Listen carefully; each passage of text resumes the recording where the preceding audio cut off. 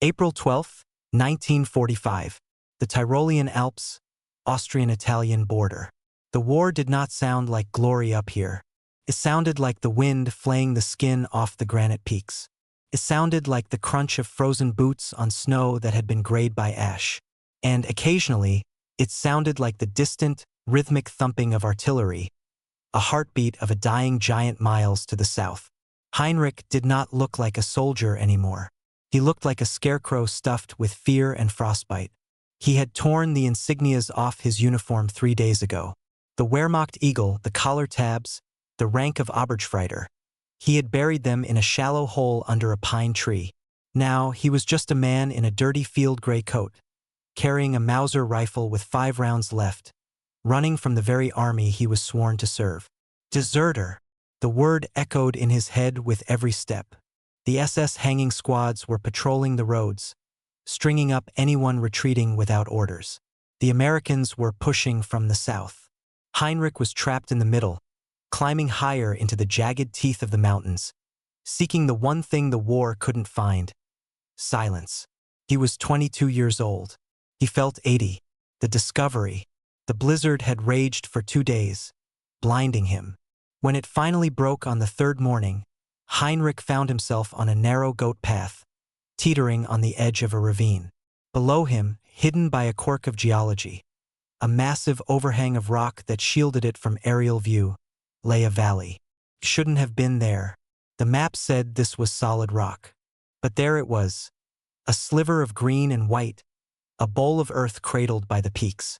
And in the center, a cluster of slate-roofed houses. A village. Smoke curled from the chimneys. Heinrich fell to his knees. He raised his binoculars, the lenses cracked and foggy. He watched for an hour. He looked for vehicles. He looked for field gray uniforms or American olive drab. He looked for the telltale glint of a sentry's bayonet. Nothing. But he saw movement. Figures moving between the barns, carrying wood, hauling water buckets from the stream. Heinrich frowned. He adjusted the focus. The figures were small. Some were bent with age. Some moved with the quick lightness of youth.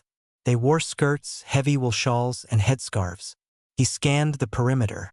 No perimeter guards. No checkpoints. Civilians, he rasped, his voice sounding like grinding gravel. Just civilians. Hunger, a clawed beast in his gut, made the decision for him. He stood up, slung the Mauser over his shoulder, and began the treacherous descent. The intruder. The village was eerie.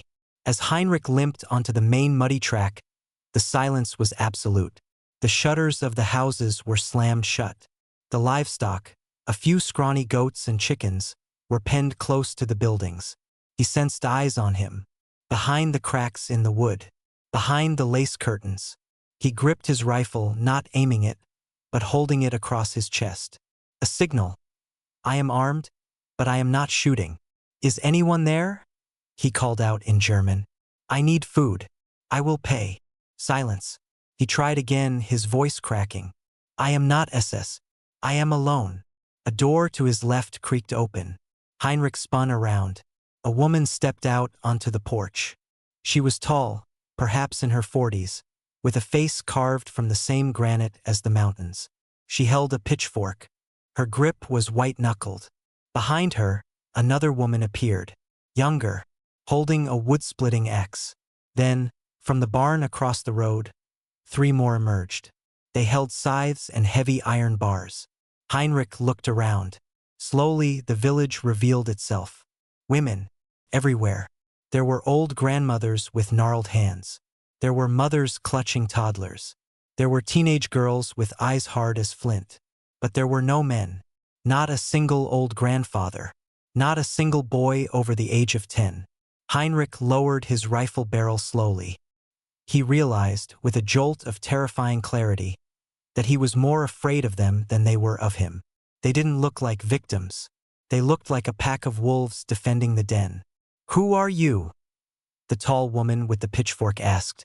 Her German was thick with the dialect of the mountains. Heinrich, he said. He didn't give his rank. I am lost. I was separated from my unit. Liar. A voice rang out. A young woman stepped from the shadows of the alley. She was striking, dark hair escaping a wool scarf, eyes that burned with intelligence and rage.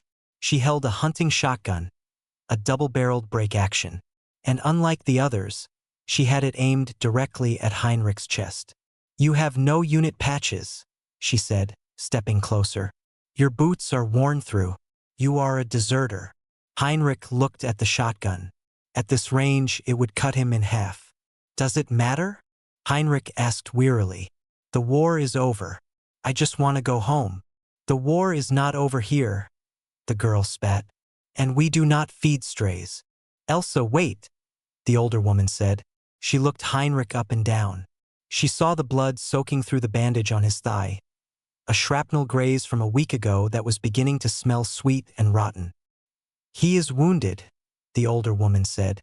"He is a soldier," Elsa countered, not lowering the gun. "Soldiers take things. They take food. They take livestock. They take other things." The tension in the air was thick enough to choke on. Heinrich saw the fear beneath their anger. They had been alone here, vulnerable, and now a man, a symbol of the destruction of Europe, had breached their sanctuary. "I will give you my rifle," Heinrich said. A murmur went through the group. A soldier giving up his weapon was unheard of. Heinrich slowly unslung the Mauser. He placed it on the mud. He unbuckled his ammo belt and dropped it. He raised his hands. "I am not here to fight," he said. "I just need a place to sleep that isn't snow. And water. Then I will go." Elsa stared at him. She looked at the rifle in the mud. Then she looked at the matriarch. The older woman nodded once. "Check him for a pistol," the matriarch ordered. Two of the sturdier farm women rushed forward. They patted him down roughly, removing a small knife from his boot and a grenade he had tucked in his pocket. "Bring him to the cellar," the matriarch said. "If he moves, kill him." The interrogation. The cellar smelled of apples and damp earth. Heinrich was tied to a heavy wooden chair. His wound had been dressed, surprisingly skillfully, with clean linen and a stinging poultice of herbs. The matriarch sat opposite him. Her name, he learned, was Martha. "Where are the men?" Heinrich asked. He drank the cup of water they gave him greedily. Martha's face hardened. "The army took them 2 months ago. They needed labor to build the fortifications in the lower pass. They took every man and boy who could hold a shovel. My husband, my sons." "I am sorry," Heinrich said. "Sorry does not bake bread," Martha said flatly. "Why are you here?" "The road to Germany is north. The passes are blocked," Heinrich said. "The Americans are bombing the Brenner Pass. I tried to cross the ridge." "You are running away." "Yes. And if the SS find you, they will hang me." Martha leaned forward. "And if they find you here? If they track you to our door? Do you think they will just hang you and leave us be? They will burn this village to the ground for harboring a traitor." Heinrich looked down. He hadn't thought of that. In his desperation to survive, he had become a plague carrier. "I will leave tonight," he whispered. "You cannot walk," Martha said. "The infection in your leg is deep. You will die before you reach the tree line." The door opened. Elsa walked in. She carried a bowl of broth. She set it on the table with a slam. "Let him die then," Elsa said. "Better him than us." Heinrich looked at Elsa. He saw the grief in her eyes. It was a mirror of his own. "Who did they take from you?" Heinrich asked softly. Elsa stiffened. "My father and my fiancé. They were supposed to be married in May. The Volkssturm. Forced labor," she said. "Slaves for the Reich." Heinrich looked at his bound hands. "I can help you." Elsa laughed. A harsh barking sound. "Help us? You are a cripple tied to a chair. We have survived the winter alone. We delivered our own calves. We chopped our own wood. We do not need a man." "You need a soldier," Heinrich said. The room went quiet. "The snow is melting," Heinrich continued. "The retreating units will be looking for routes that aren't the main roads. They will look for paths, like the one I found." He looked up, meeting Martha's gaze. "I found you. That means others can too." And the ones coming behind me, they are not deserters. They are the Waffen-SS, the diehards. They are hungry, they are desperate, and they have nothing left to lose. If they find this valley, he didn't need to finish the sentence. Every woman in Europe knew what happened when a retreating, defeated army rolled through an undefended town. I know how they think, Heinrich said. I know how they move. I can show you how to hide the trail, how to set lookouts, how to defend this place. Martha looked at Elsa. Elsa's hand was resting on the shotgun by the door. He is trying to save his own skin, Elsa said. Yes, Heinrich admitted. But my skin is tied to yours now. The bargain. For 3 days he remained a prisoner. But the dynamic shifted. They untied him to eat. They let him hobble around the cellar to keep the blood flowing. On the 4th day, the sound of an engine echoed off the valley walls. The women froze. It was a low, grinding mechanical growl. Elsa rushed into the cellar. She cut Heinrich's bonds. Upstairs, she hissed. Now. Heinrich grabbed his crutch, a broom handle, and limped up the stairs. He peered through the slats of the window. High up on the ridge, miles away, a German half-track was crawling along the skyline. It stopped. Tiny figures got out. They were looking down into the valley with binoculars. Do they see us? Martha whispered, clutching her shawl. Heinrich watched the figures. He saw an officer pointing. They see the smoke, Heinrich said. They see the roofs. He turned to the women. There were 10 of them in the room now, the leaders of the village. They won't come down today, Heinrich said. The path is too steep for the vehicle. They will mark it on the map. They will send a patrol on foot tomorrow or the day after to forage for food. He looked at Elsa. Give me my rifle. Elsa hesitated. If I wanted to kill you, I would have done it when you slept, Heinrich said. Give me the rifle. I need to sight the approaches. Martha nodded. Elsa went to the cupboard. She pulled out the Mauser. She handed it to him. The weight of the wood and steel felt familiar in Heinrich's hands. But for the first time in years, the weapon didn't feel like a burden. Felt like a tool. We have 2 days, Heinrich said, his voice transforming from the scared deserter back to the Obergefreiter. We need to make this valley disappear. We need to hide the livestock in the caves. We need to camouflage the roofs. And then, Martha asked. Heinrich checked the bolt action. It slid home with a smooth metallic click.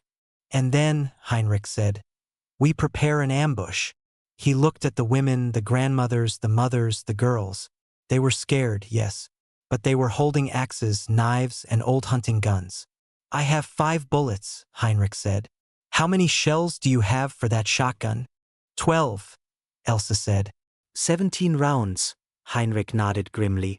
Against a squad of SS. He looked out the window at the pristine white snow that was about to be stained red. It will have to be enough. April 14th, 1945. The eve of the storm. The valley had changed. It no longer looked like a peaceful hamlet waiting for spring. It looked like a tomb. Under Heinrich's direction, the women had worked themselves to the bone. They had scattered fresh snow over the soot-stained roofs to blend them into the white landscape. They had extinguished the fires, leaving the houses cold and damp. The livestock had been herded into the deep limestone caves at the far end of the valley, their bleating muffled by thick woolen blankets hung over the entrance. Heinrich stood at the edge of the village, leaning heavily on a makeshift crutch fashioned from a shovel handle. His leg burned with a dull, throbbing fire, but his mind was ice cold. This is the kill zone, Heinrich said, pointing to the narrow goat track that wound down the cliff face. Martha and Elsa stood beside him. They looked at the path. It was a treacherous switchback, bordered on one side by a sheer rock wall and on the other by a 100-meter drop into the ravine. It is the only way down, Heinrich explained. They have to walk single file. No cover. No retreat. We simply shoot them? Martha asked, her hands gripping her apron. We don't have enough bullets to just shoot them, Heinrich said grimly. If we miss, or if they have a machine gun, they will pin us down and call for mortars. We need to break them before the first shot is fired. The school of war. The training began in the barn. It was a grotesque parody of a school. Instead of books, the women held wood-splitting axes, rusted scythes, and heavy iron skillets. Heinrich sat on a bale of hay, holding his Mauser. "You," he pointed to a sturdy farm girl named Greta. "Swing the axe." She swung it at a sack of flour. It was a wide, clumsy chop. "Dead," Heinrich barked. "You are dead. An SS soldier will gut you before you lift your arms." The women murmured. They were exhausted, scared, and this crippled stranger was shouting at them. "Listen to me." Heinrich tried to stand, wincing as his leg protested. "These men are not like your husbands. They are not like the village boys you danced with. They are wolves. They have been fighting in Russia, in France, in Italy. They kill without thinking. If you hesitate, you die. If you show mercy, you die." He looked at Elsa. "Elsa, step forward." She stepped up, holding her shotgun. "Show them how to hold it." Elsa shouldered the weapon. She was stiff, her shoulder hunched. Heinrich hobbled over to her. He didn't ask permission. He placed his hand on her shoulder, pushing it down. He adjusted her elbow. He touched her cheek, guiding her head to the stock. "Both eyes open," he whispered. The proximity was startling. He smelled of sweat and old blood. She smelled of wood smoke and fear. "Don't hold your breath. Breathe out. Squeeze between heartbeats." Elsa looked at him. For a moment the war vanished. There was just a man and a woman, close enough to feel each other's heat in the freezing barn. "Why are you helping us?" she whispered, so only he could hear. "You could have stolen food and left while we slept." "I told you," Heinrich said, stepping back. "I want to survive." "Liar," Elsa said again. But this time, there was no venom in her voice. Heinrich turned back to the group. "We strike fast," he commanded. "We use the terrain. We use the silence. And most importantly, we make them believe there are 100 of us." The trap. They spent the afternoon rigging the mountain. It was medieval warfare. They didn't have explosives. They didn't have mines. They had gravity. At the top of the switchback, behind a cluster of boulders, the strongest women, led by Martha, piled heavy stones. Rocks the size of watermelons loosened from the scree. They wedged logs under them, creating simple levers. One push and tons of rock would rain down on the path below. Further down, Heinrich showed them how to dig wolf pits in the deep snowdrifts. Holes filled with sharpened wooden stakes, covered with light branches and fresh powder. "If they take cover in the snow," Heinrich said, sharpening a stake with his knife, "they impale themselves." It was brutal work. It was cruel. "This is sinful," an old woman named Helga muttered, making the sign of the cross as she sharpened a stake. "God is not watching this valley, Helga," Martha said, her voice hard as iron. "Only the devil is coming, and we must be ready to greet him." April 15th, 1945. The descent. The patrol appeared at 9 a.m. Heinrich was watching from the attic of the highest house. Through the cracked binoculars, he counted them. 7, he whispered to Elsa, who was lying prone next to him on the dusty floorboards. 7 men. They were wearing white winter camouflage smocks over their field gray uniforms. They moved with professional caution, spaced 5 meters apart. They carried MP-40 submachine guns. The leader, a tall man with no helmet, had a map case. "SS," Heinrich confirmed. He saw the runes on the collar of the leader when the wind blew his hood back. "Mountain Division. Veterans." Elsa's hands were shaking on the shotgun. The metal rattled against the wood floor. Heinrich placed his hand over hers. "Steady. There are too many," she breathed. 7 machine guns against my shotgun and your 5 bullets. "We have the rocks," Heinrich reminded her. "And we have the surprise." He grabbed the small signal mirror he had taken from his pocket. He angled it toward the sun. High up the cliffs, hidden in the rocks, Martha saw the flash of light. She signaled the women behind the rock pile. "Get ready." The bottleneck. The Germans were halfway down the switchback. They were relaxed. They saw a quiet, seemingly abandoned village. They expected soup, warm beds, and perhaps some fun with the local women before burning the place down. Heinrich watched them enter the fatal funnel, the section of the path directly below Martha's position. "Wait," Heinrich whispered. "Wait." The lead soldier stopped. He looked at something in the snow, maybe a footprint that hadn't been swept away. He raised his hand. The squad stopped.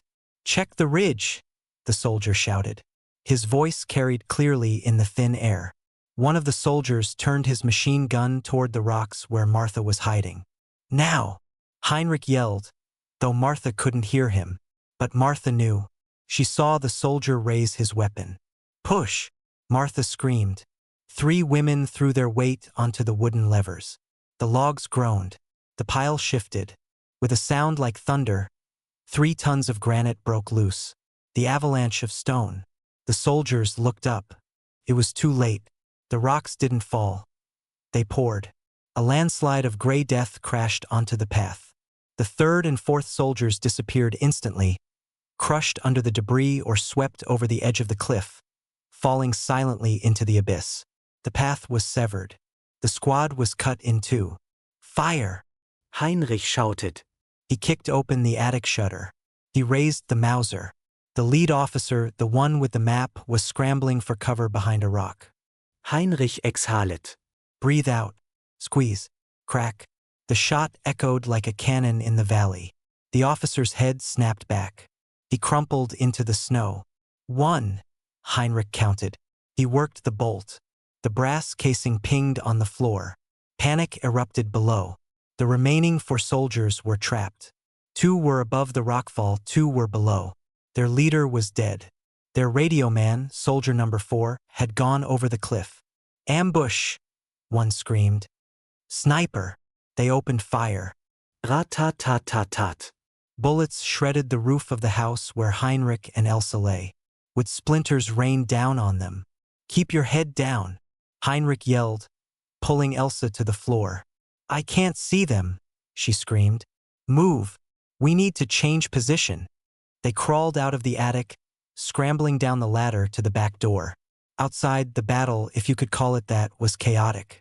The 2 soldiers trapped below the rockfall were running toward the village, seeking cover among the houses. They didn't know the village was the trap. They ran past the barn. "Now, Greta!" Martha's voice screamed from somewhere up the hill. The barn doors flew open. Greta and 2 other large farm women charged out. They didn't have guns. They had the rage of mothers protecting their young. The first soldier turned, raising his MP40. But he stepped into a wolf pit. His leg punched through the snow crust and drove deep into the hidden stakes. He screamed, a high animal sound, as the wood pierced his calf. He fell forward, dropping his gun. Greta was on him before he hit the ground. The axe swung. Heinrich turned away. He didn't need to see it. He knew what an axe did to a human skull. The standoff. There were 2 soldiers left. They were pinned down behind a boulder halfway up the path, above the rockfall.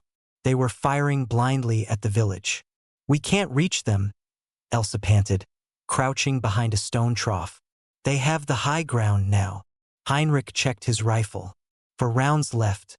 "They are stuck," Heinrich said. "They can't come down because of the slide. They can't go up because Martha is dropping rocks. They will wait for dark. And then they will use their grenades. Or they will slip away and bring reinforcements." Heinrich looked at his leg. The bandage was soaked through with fresh blood from the exertion. He was dizzy. "I have to finish it," Heinrich said. "You can't climb up there," Elsa said. "You can barely walk." "I don't have to climb," Heinrich said. He looked at the steep slope of snow on the opposite side of the ravine, directly facing the soldiers' position. "If I can get to the church tower," Heinrich said, pointing to the steeple in the center of the village. "I can see behind their rock. The tower is exposed," Elsa argued. "They will see you climbing the ladder. That is why you are going to distract them," Heinrich said. He handed her a white bedsheet they had taken from the house. "Go to the edge of the village. Wave this. Yell at them. Make them look at you." "You want me to be bait?" "I want you to be a ghost," Heinrich said. "Stay in the trees. Show the white, then move. Make them think we are surrendering. Or taunting them. Elsa took the sheet. Her eyes were wide, but her jaw was set. Don't miss, deserter, she whispered.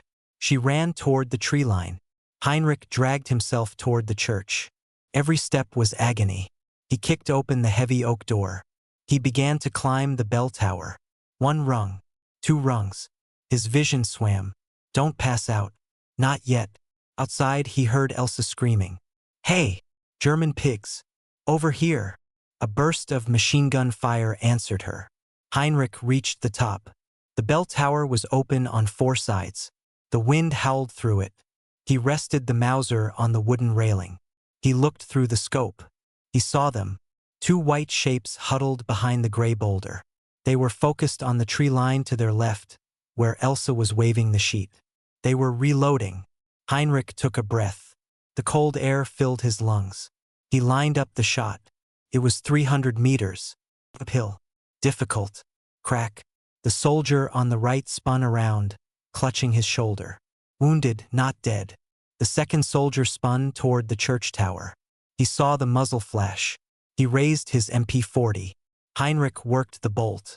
Clack clack. It was a race. A bolt-action rifle against a submachine gun. The soldier fired. Heinrich felt a punch in his left shoulder, like being hit by a hammer. He spun backward, dropping the rifle.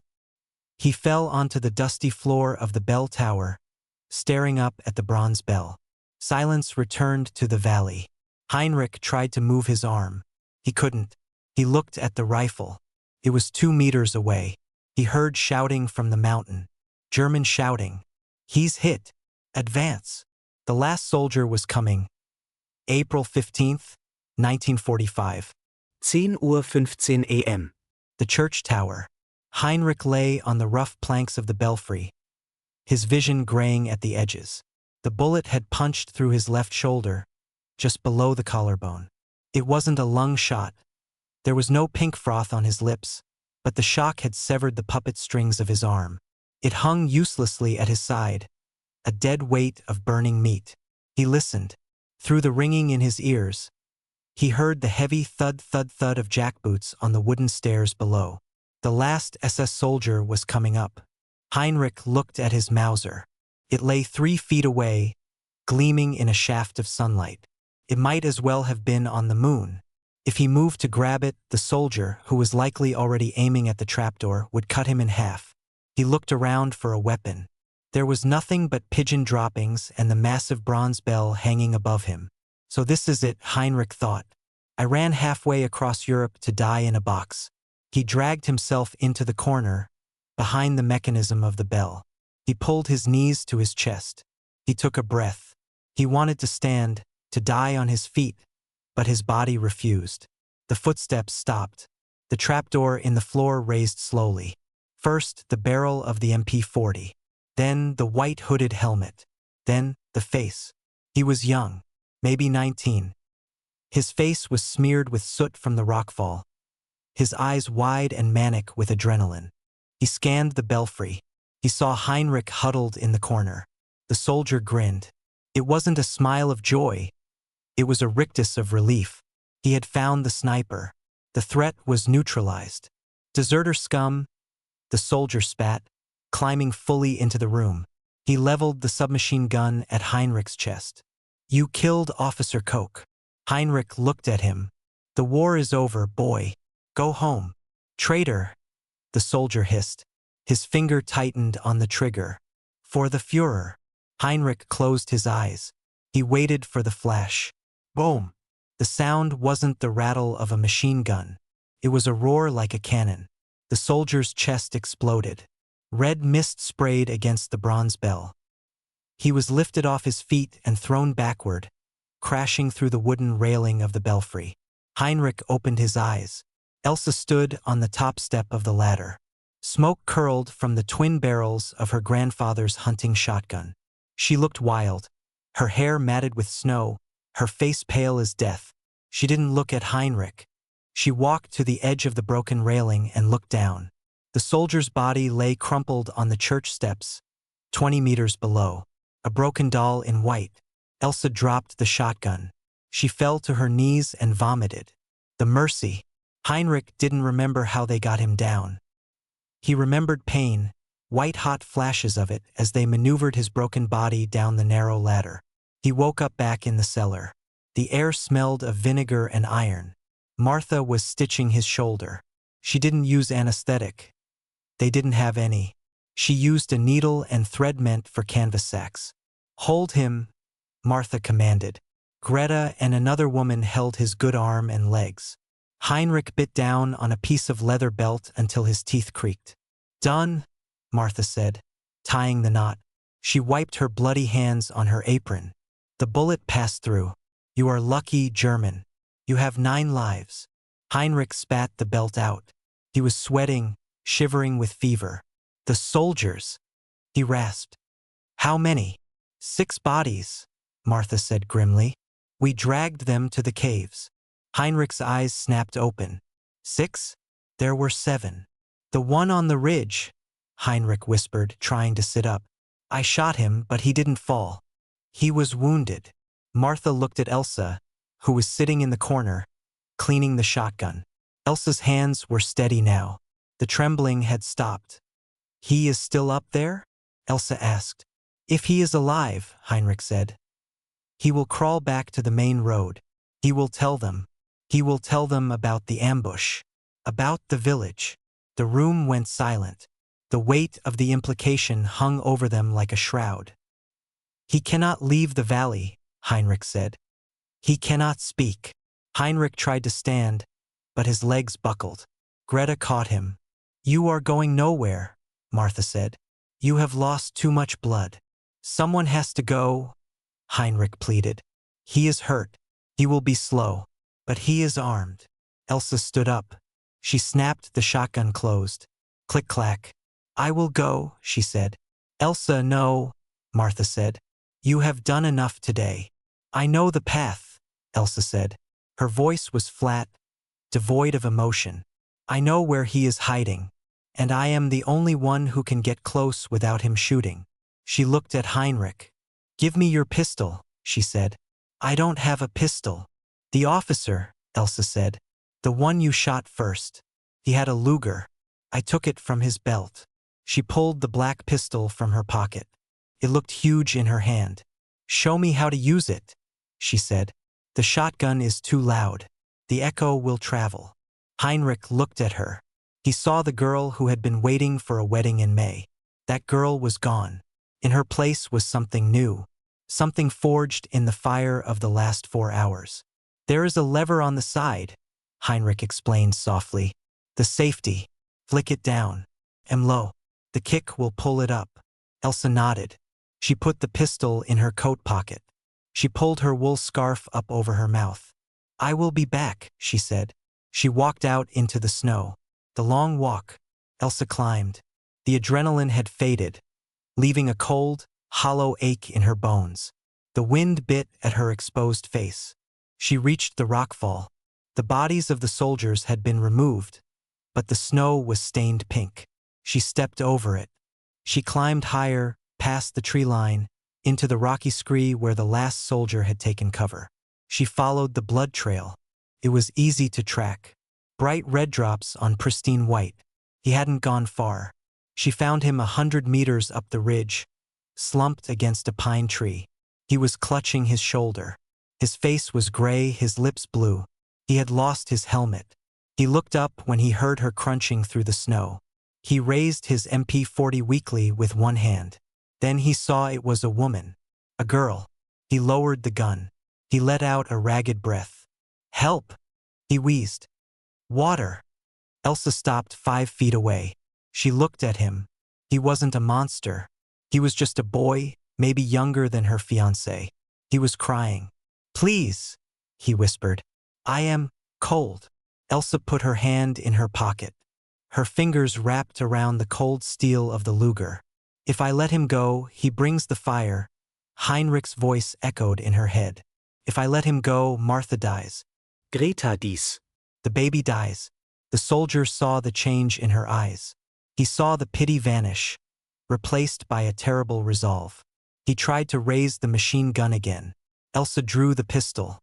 She didn't hesitate. She didn't tremble. Breathe out. Bang! The shot was swallowed by the wind. The soldier slumped sideways. The silence of the mountain returned instantly. Elsa stood there for a long time, looking at the body. Then, she bent down and scooped up a handful of snow. She rubbed her face with it, scrubbing the skin until it was raw and red, trying to wash away something that couldn't be washed away. She turned and began the long descent back to the village. The ghosts. That night, the village didn't celebrate. They sat in the main hall, huddled around a single candle. The windows were blacked out. Heinrich lay on a bench, covered in furs. Elsa sat next to him. "It is done," Elsa whispered. "You are sure?" Heinrich asked. "Yes." Heinrich closed his eyes. "Then we are safe. For now." "Safe." Martha laughed bitterly from the shadows. "We are murderers, German. We have killed 7 men of the Reich. There is no safety for us. Only waiting."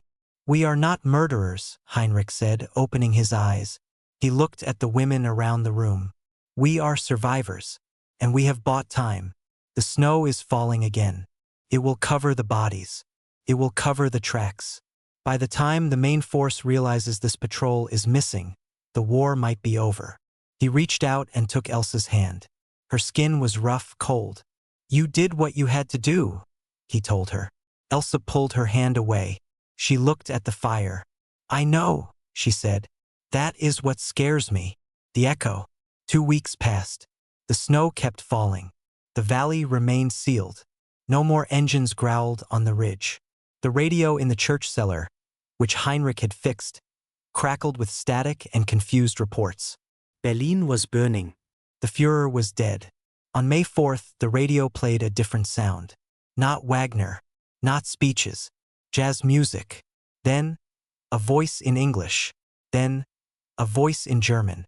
"The German forces in Italy have surrendered. The war in Europe is ending. All hostilities must cease immediately." Heinrich sat by the radio. He put his head in his hands. It was over. He limped up the stairs, out into the spring sunshine. The snow was melting, revealing patches of green grass. The goats were bleeding. Elsa was chopping wood by the barn. She stopped when she saw him. "It is finished," Heinrich said. "They surrendered." Elsa dropped the axe. She didn't smile. She didn't cry. She just looked at the mountains that walled them in. "And now?" she asked. "Do you go home, Heinrich?" Heinrich looked at the path leading north. He thought of the ruined cities, the hunger, the camps, the shame waiting in Germany. Then he looked at the valley, at the slate roofs, at the wolf pits they had dug together, at the woman who had saved his life by taking another. "I have no home," Heinrich said. "Not anymore." He walked over to the woodpile. He picked up the axe she had dropped. "But the wood still needs chopping," he said. Elsa looked at him. For the first time in a month, the hardness in her face cracked. A ghost of a smile touched her lips. "You chop like a cripple," she said. "Then teach me," Heinrich replied. He swung the axe. It struck the wood with a solid, honest sound. The soldier had found his peace. But the village of women would never be the same. They had learned that the silence of the valley wasn't given. It was earned. And the price was buried deep beneath the melting snow. The end.